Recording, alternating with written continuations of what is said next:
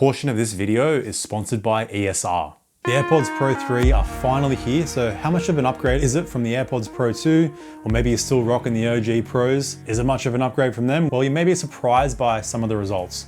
Now, I want to start here with the dust and water resistant rating, because as you can see, my OG Pro 1s are a bit dusty. They're a little bit dirty. That's because they were my go-to landscaping earbuds back when I was working in the dirt for about a year. So they were often covered in cement, dirt, dust cut up from rock, and they're still going strong. Even with their measly IPX4 water resistant rating, so no dust resistance. The case also has no dust or water resistance, but I guess this goes to show the solid build quality of Apple products. But if you do want more peace of mind, the AirPods Pro 2 have an IPX4 water resistant rating on the buds and the case, and the Pro 3 really ramp it up with an IP5 dust resistance and 7 waterproof rating on the buds and the case. So you could submerge the case and buds in water, but definitely not recommended.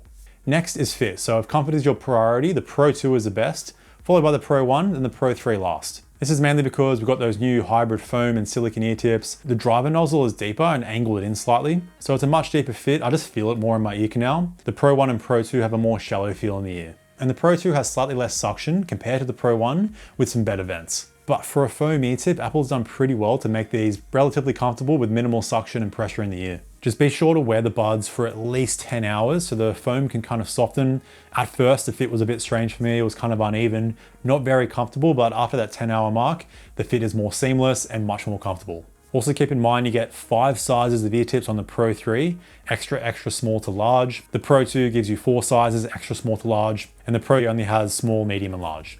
Now, when it comes to the security and stability of the fit, it's always going to be a lucky dip. Like the AirPods Pro 1 and Pro 2 didn't seem to work for some people. The Pro 3 fit seems better than the Pro 2 and Pro 1 for other people. I did a quick poll to kind of see what was going on, and you can see the results there are kind of mixed. For me personally, it's basically the same across all 3 buds. Like if I'm working out for a long period, clenching my jaw through those hard sets, the buds budge out of place slightly. This also happens if I'm talking to someone on the phone. The buds budge out of place, but they've never fallen off my ears no matter what I'm doing. Luckily, Apple lets you try on their products before you buy them. But again, keep in mind the situation. The foam ear tips take a bit of time to get used to your ears. Next is case and battery life. So I'm just going to throw out all the advertised amounts you get with noise cancelling on. As you can see, it's a pretty huge leap in earbud battery with each new generation, up to 8 hours now on the Pro 3. But you get less total battery life, 24 hours in total with the case, down from 30 hours on the Pro 2. Bit of a strange one because the Pro 3 case is slightly larger, but also weighs a bit less than the Pro 2. So don't know what's going on there. And you can see there's no longer a pairing button on the Pro 3. You just double tap the indicator light to chuck the buds into pairing mode. The fast charge has been the same generation to generation, so chuck the buds in the case for 5 minutes. You're gonna get 1 hour of playback on the earbuds. Just keep in mind you get no lanyard option on the Pro 1 or Find My Case with Precision. Also no speakers to help you locate your case, and it's nice to get that indication when your battery is low. And of course, you get USB-C charging on the Pro 2 and Pro 3. Sadly, it's the exact same design and color, so if you want to spice up and protect your case, ESR has some slick AirPods Pro 3 cases. You've got 2 options. First is the Cyber Series. Great if you're clumsy like me and just drop everything, this is the one to go for. As the case is drop proof, has a strong magnetic lid with 750 grams of strength, and the internal latch means your AirPods won't fly out of the case if you drop them, which always happens to me, never a nice feeling. You also get effortless MagSafe charging. You can still unlock the case with one hand, and they include a lanyard so you can still attach your case to whatever you like, so there's no chance of losing it. Now, option 2 is the Orbit series with a slimmer design, still drop resistant, but with an even stronger 1,100 grams of magnet strength on the lid. It still has an ultra hard shell with a shock absorbing core, the same MagSafe charging and lanyard included. The Cyber series comes in 7 color options at $24.99 US each. The Orbit series has 9 color options for just $13.99. So click the link down in the description below, grab yourself or your clumsy friend an ESR case. And thank you to ESR for sponsoring the video. All right, now when it comes to controls, the Pro 2 and Pro 3 are identical here with squeeze controls and swipe control for volume up and down. The Pro 1 doesn't have swipe control for volume, and once you use swipe control for volume, you'll never want to go back. So that's a pretty huge one if you're thinking of upgrading. But all buds do give you always on Siri, which is useful. I use it all the time. Keep in mind the Pro 2 and Pro 3 wearing detection uses skin detection. It's a bit more reliable than the optical sensor on the Pro 1. You can take one bud out, chuck it in your pocket, and the wear and detection won't activate. The Pro 1 also doesn't have head gestures, which you can use to nod your head or shake your head to answer or reject calls hands-free. All right, now onto connectivity. You can see here we've gone up to Bluetooth 5.3. The Pro 2 and Pro 3 use the H2 chip. That's mainly going to be for all the smaller extras and the stronger noise cancelling you get. But in terms of connectivity, even the Pro 1 works seamlessly if you're in the Apple ecosystem. I get seamless switching with all my Apple devices, my iPhone, my MacBook, the Apple TV. So overall connectivity is about the same. Even latency when gaming, you get some incredibly low latency if you use AirPods on an Apple device. Here are all the results I got if you do need the lowest latency though. A small difference here is that you can use lossless audio with the AirPods Pro 2 and Pro 3. That's only going to be usable on the Vision Pro though. All right, now onto the call quality. I always test the call quality here in a quiet room with simulation crowd noise and a simulation windy city with construction noise. And all the samples are taken directly from an actual phone call. And I was pretty impressed to see the AirPods Pro 1 are still pretty usable, but you can really notice that difference in the crowd noise and the windy city test on the Pro 2 and Pro 3. All right, here's the AirPods Pro 1 in a quiet room. All right, here's the AirPods Pro 2 in a quiet room. All right, here is the AirPods Pro 3 in a quiet room. All right, now let's see how the microphones block out some simulation crowd noise. All right, here's the AirPods Pro Gen 1 with some simulation crowd noise. All right, here's the AirPods Pro 2 with some simulation crowd noise. All right, here's the AirPods Pro 3 with some simulation crowd noise. All right, now let's see how the microphones block out some city noise, some construction noise, and some simulation wind. All right, here's the AirPods Pro Gen 1 with some city noise, construction noise, and some simulation wind. All right, here's the AirPods Pro 2 with some city noise, construction noise, and some simulation wind. All right, here's the AirPods Pro 3 with some city noise, construction noise, and some simulation wind. All right, now onto the app customization and extra features. This is where the Pro 2 and Pro 3 really start to separate themselves. First pretty major one here is that you can use the Pro 2 and Pro 3 as a hearing aid, and it does seem to work quite well as long as you have like mild hearing loss, it's not too severe. There's also live translation, which will translate someone speaking to you in another language in real time. You can also take a photo or start a video using the squeeze controls. And exclusive to the Pro 3 is a heart rate sensor in each earbud. So a lot of these small things start to add up. It's crazy how much tech Apple is squeezing into these little buds. But now the most noticeable upgrade here, at least from Pro 1 to Pro 3, is going to be with the noise cancelling. Now, Apple advertise it's 4 times stronger. I don't know how you measure that. It depends on how loud the noise is. Like if you're blocking out like a quieter noise, you're not going to notice that much of a difference, but it's very noticeable, especially when it comes to middle frequencies like voices, high frequencies like fan noise, for example. It's incredibly strong noise cancelling. The AirPods Pro 3 have the strongest noise cancelling you can get right now, on par with the Bose QC Ultra Gen 2. Now the Pro 2 to the Pro 3, it's definitely not as noticeable of a leap up. Apple advertises it's twice as strong.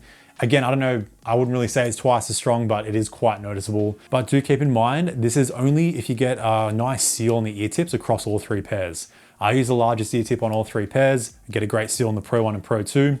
I got a great seal on the Pro 3 after that roughly 10 hours of use, so make sure you get that good fit. Trial the ear tips, give the Pro 3 a bit of time. All 3 buds also use the same automatic wind reduction, so if you're outside on a pretty windy day, the microphones can pick up that wind, but it will automatically turn the strength of the noise cancelling down, so the wind pickup isn't too loud. The Pro 1, 2, and 3, all about the same in that sense. And I also like here that the EQ shift has definitely been improved over the years. I remember on the Pro 1 and Pro 2, like if you would switch between noise cancelling and transparency to noise cancelling off, there was either a really heavy bass increase or decrease, but with firmware updates, I'm pretty sure Apple has fixed this, so across all 3 pairs, it's the same, there's barely any EQ shift. Apple goes incredibly hard on their sneaky firmware updates, so they're always improving the buds. All right, now onto the transparency mode. This is actually an area where I am really not noticing much of a difference going from Pro 1 to Pro 2 and Pro 3. Like you can probably nitpick it and find some small differences, some pros and cons of each one, but Apple was just incredibly ahead of their time on the generation 1 of their AirPods Pro. They're still beating out basically every earbud that I've ranked. Currently have like maybe 80 earbuds I've ranked over the past couple of years. I find Apple just gives you a very natural sounding transparency mode. There's barely any occlusion. The white noise is very minimal, but there are some extras on the Pro 2 and Pro 3, like voice detect that'll automatically turn your transparency mode on with noise cancelling on when you start speaking to someone. And a feature that I really love using is the adaptive transparency mode, which is basically a blend of noise cancelling and transparency. So for example, I have my adaptive mode on whilst I'm using my buds at home. So if like there's loud noise, like I turn a kettle on, a blender, even a tap, it's gonna quickly transition noise cancelling on, reducing that sound. So if I'm listening to like a video or music, I won't even have to adjust my volume because it's blocking out that noise. So again, a lot of small extras over the Pro 1.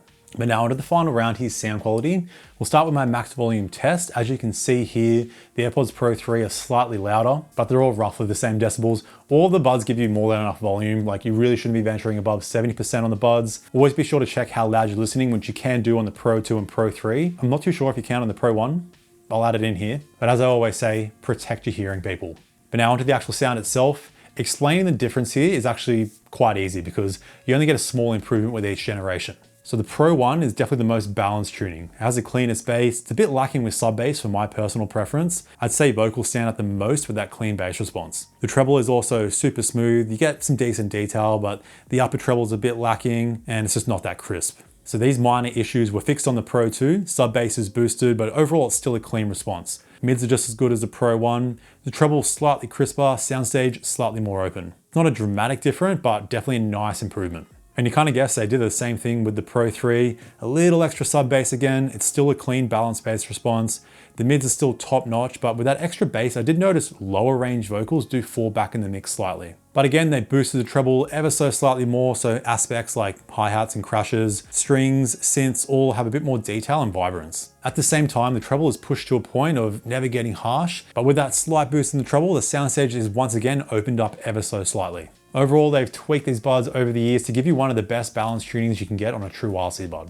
Now, wrapping it up here, creating this video kind of made me realize how overpowered the original AirPods Pro 1 were. But if you do own them and you're thinking of upgrading to the Pro 3, major differences is going to be the noise cancelling. That's the biggest one. Call quality with noisy and windy conditions is also another noticeable improvement. Battery, of course, almost doubling on the earbuds with noise cancelling on, and the swipe controls are a massive one. And you have the hearing aid, conversation awareness, adaptive transparency, heart rate monitor. It's just, there's a lot of extras. You're gonna enjoy them if you're upgrading. But if you are going from the Pro 2 to the Pro 3, it's not an easy recommendation for me. Like, if you're having no issues on the Pro 2, I don't think it's really worth it. If you do want that stronger noise cancelling, that's the most noticeable change. The heart rate monitor is a big difference as well. Sound is a bit richer, but it's not a dramatic improvement. I actually think the fit will be the main factor if the Pro 3 will work for you. I've seen a lot of comments. Everyone likes the fit of the old Pro 2. They're more comfortable. You want to wear them all day, they might work better for you. Lucky for me, I can wear all three buds all day and I'm still fine. So I'm personally going to be using the Pro 3 with all those smaller extras, especially the stronger noise cancelling. But to see how the Pro 3 compared to the best of the best earbuds, currently 44 in my ranking, check out my full comparison video right here. Thanks for tuning in, stay picky, and I'll see you in the next one. Bye now.